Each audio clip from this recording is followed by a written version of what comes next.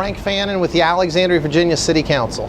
And right now the City Council is discussing putting a surtax on just the industrial and commercial properties, and it's not fair taxation. Challenges. We have 10% of our commercial properties vacant here in Alexandria right now. If we put this add-on tax in there, I have a huge concern that that vacancy rate will rise. Also, higher taxes are going to cost jobs. The way you create jobs is through lower taxation and letting the free enterprise system roll. And that's what we need to do here in Alexandria. We need to put policies forward that create entrepreneurs and reward entrepreneurs, as opposed to taxation and regulation and litigation that keeps the free enterprise system from rolling. One of the things that we have here in Alexandria is our small business owners. A lot of them are entrepreneurs. They don't have salaries, they don't have pensions, they have to make it every day. And one of the things as a council that I want to do is keep away extra burdens on people from being able to achieve their dreams and let their businesses grow. So it's very important that we keep the taxation low so the free enterprise system can flow here in Alexandria.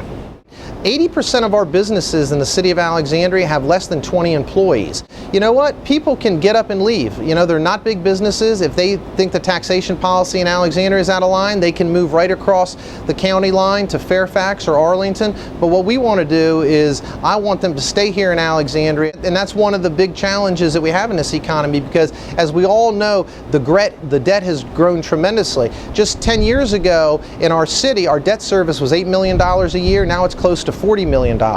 We've spent a lot of money for projects here that are going to last for the long time, new high schools, new police stations, but you know what? These are major capital expenditures that we put in place, and we're going to have to hold the line on borrowing going forward. We want to have a high quality of life here in Alexandria. We need to have that. The citizens expect that, but we just have to be very careful going forward. And you know, protecting the bond rating of the city is something very important. Once our debt ceiling gets too high, then all of a sudden our interest rates on these bonds could grow. I'm Bud Miller, a resident and business owner in Alexandria, Virginia. I have owned my own business for 11 years at this point, and I've worked for small businesses for 25 years in Old Town. The history of taxes in general for everybody in Old Town and businesses is very straightforward. They only go in one direction, and that's up. Every year the overall budget has increased substantially. The taxes on our townhouse has gone from $2,300 a year to $8,000 a year. The house has not magically sprouted an extra wing or anything like that. It's a typical townhouse, 2 bedrooms, not exactly a mansion. And it's just been an incredible increase in taxes year after year after year. The City Council has squandered our taxes year after year as well. Our city schools are rated last in the country for efficiency. It would be easier to send our children to private college and have them schooled, and be actually more cost efficient to send them to private school than to use our public school system. Our new high school cost well over $100 million. That's one high school. Definitely gold-plated. You know, it's a great facility, but do you really need to spend that amount of money? In one instance, one of the reasons they wanted to increase our commercial property taxes by 20%, the number one project was to add an extension on one of our metro systems at a cost of $22 million. For the cost of $22 million, people would not have to cross one street going to one metro station. For that amount of money, I'd rather cross the street myself. Simply incredible. There is a need for enhancing our overall transportation infrastructure.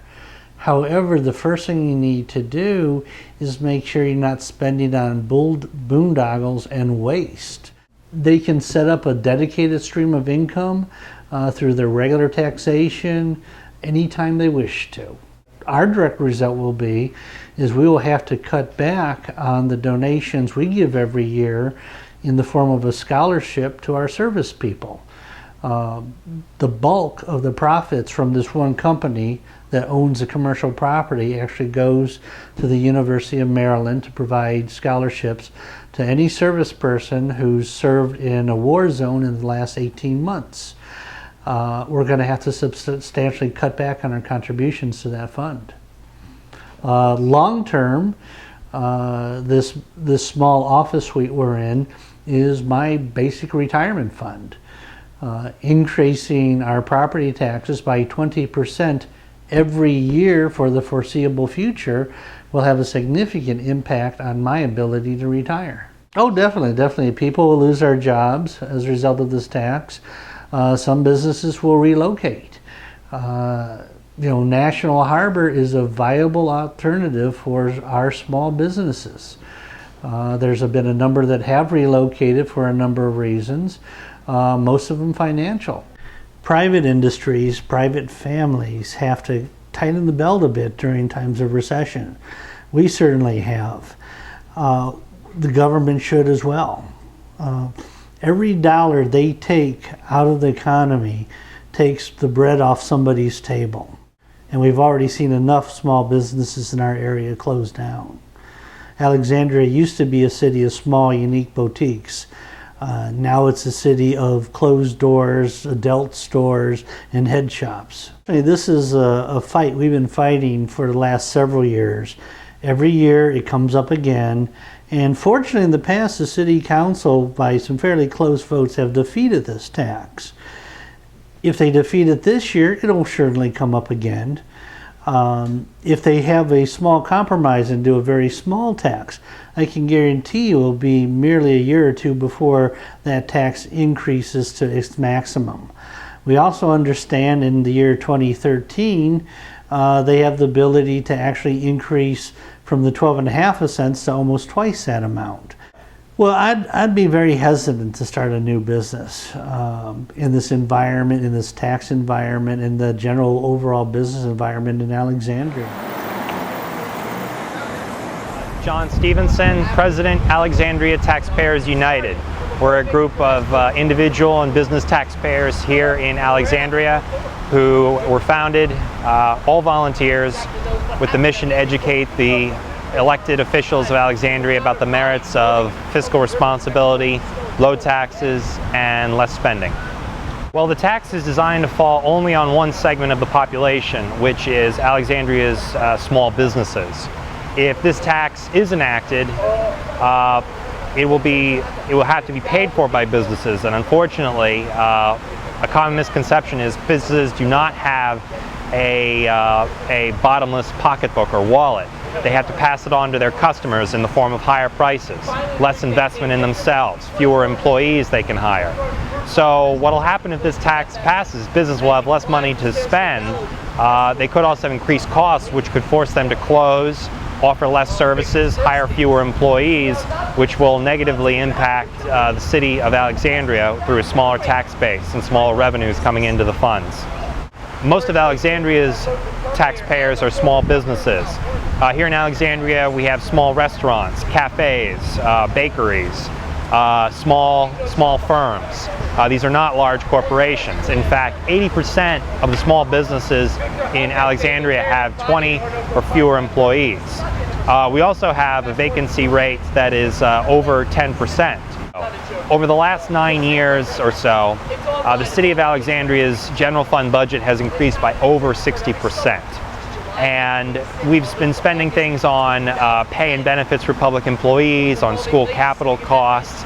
I find it very hard to believe that we can't find savings and manage our money better through smarter investments, through smarter savings, to invest in transportation and the infrastructure that we need. And I don't think Alexandria is at a loss for money. I think it's how it's being spent. In today's world, particularly in a down economy like this one, with the unemployment rate in Virginia hovering around 7%, I don't think it's both proper and good policy for the city to just keep asking its tax-paying residents for more and more money. When was the last time we sat down and really looked at the budget and said, what can we do without? Not what more do we need?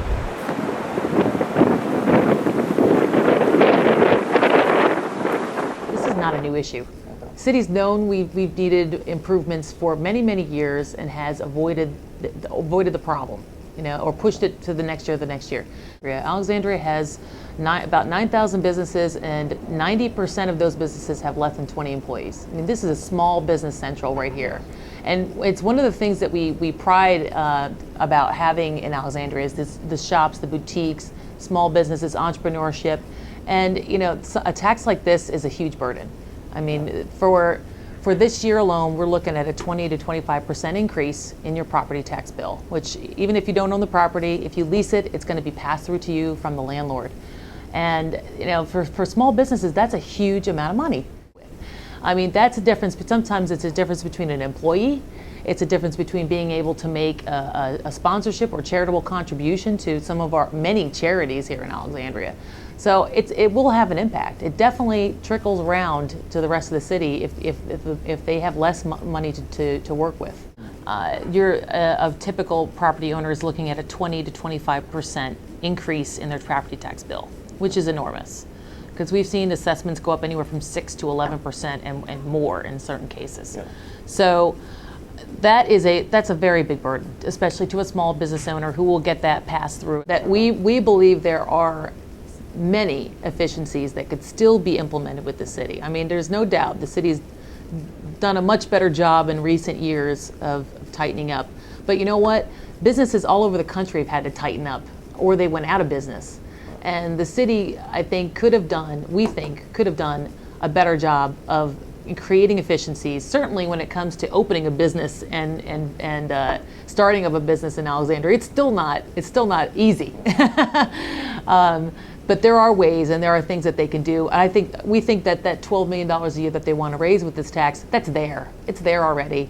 They just need to tighten up and put that money into a fund that's not going to be touched for anything but transportation.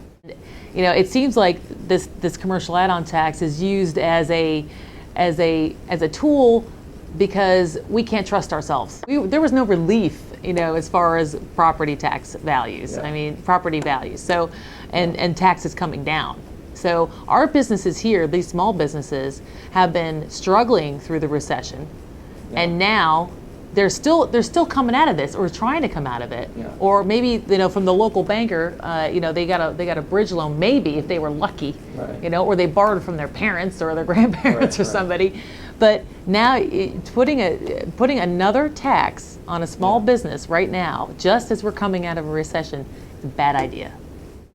If we ran our businesses the way some governments run, we'd be out of business. Economic sustainability has to do with, we've got to make the right decisions now, so in 20 or 30 years our kids, our grandkids have a great place to live, and they don't have these huge tax burdens. Because if we don't start thinking smart now, we're not going to be able to support the community later. My name is Joseph Edgerton. I'm the owner of Art Sapphire Glass Gallery at 1117 King Street. The gallery is 15 years old, and it started here in Old Town Alexandria. Small business has always been the lifeblood of Alexandria. Now with the add-on tax, we will end up driving more businesses away, quite possibly. Just as an example, last year, Old Town lost 50% of its American craft businesses. My concern with the add-on tax is not only is it unfair, but it is going to create problems with restaurants, for instance. They may have to raise their prices. Some of the shops may have to raise their prices in order to compensate this, because it is not going to be just on the business owners. Those people who are renting space will actually end up paying that bill. I think that they probably could scratch their heads a little bit more and come up with funds for that. There apparently is a timeline to get this money, and they would have matching funds. Well, it will go directly to the bottom line. I mean, for instance, if a store, and one of the store owners in council meetings pointed out that they were at the end of the year left with $3,000 of profit for that year, and if they get a $1,000 tax bill, that's going to come right out of that $3,000. And as I've said, if that same business were in Arlington, for instance, they probably would have twice that amount of profit. And yes, they would be paying add-on tax there as well, but if you're taking $1,000 out of $6,000 profit, that's one thing. If you're taking $1,000 out of $3,000 profit, it's something else. So how many small businesses will scratch their head and say, well, if I'm going to have to pay all this money in Alexandria, maybe I better relocate my business over to Arlington, where I'll take in more money. We have already lost too many good businesses here. Most new businesses fail within the first 3 years. So we don't really have a track record as to how many of these new businesses are going to be here 2 or 3 years from now. You don't close a business that is strong and doing well. You close a business because it's not bringing you enough money to make it worth it, or you go to online sales and beef up your business to the point where you can make as much money doing less work and not have the hassle of having to have employees, pay the insurances and all of those things.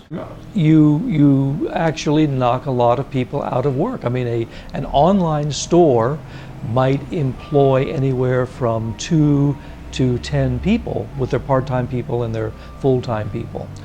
If you are running a store online, you can probably do it with 1 or 2, sometimes 3 people at the most, if it's a really successful online store, so that you're not, stuck at the computer all of the time. You have several employees.